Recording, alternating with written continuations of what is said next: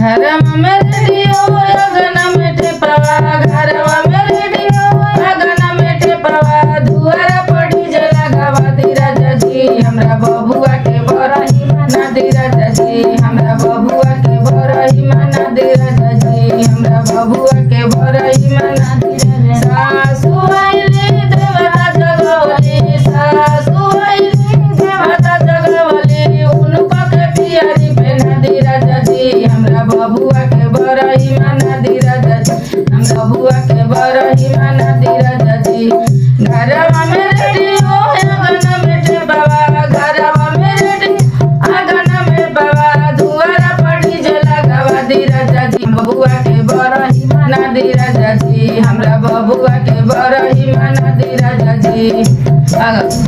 गोतनी आइली मेवा बनवली, गोतनी आइली मेवा बनवली, उनको के झुमका पहना दी राजा जी हमरा बबुआ के बरही मना दी राजा जी हमरा बबुआ के बरही मना दी राजा जी।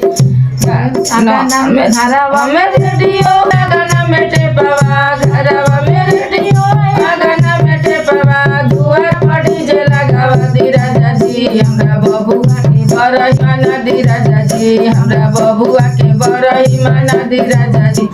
ननद आइली काजल लगवली, ननद आइली ताली बजावली, उनको के लहंगा पहना दी राजा जी हमरा बबुआ के बरही मना दी राजा जी हमरा बबुआ के बरही मना दी राजा जी। अगना में रेडियो घरवा में रेडियो अगना में टेपवा, घरवा में रेडियो अगना में टेपवा, दुआरा दी राजा जी हमरा बबुआ के बरही मना दी राजा जी हमरा बबुआ के बरही मना दी राजा जी।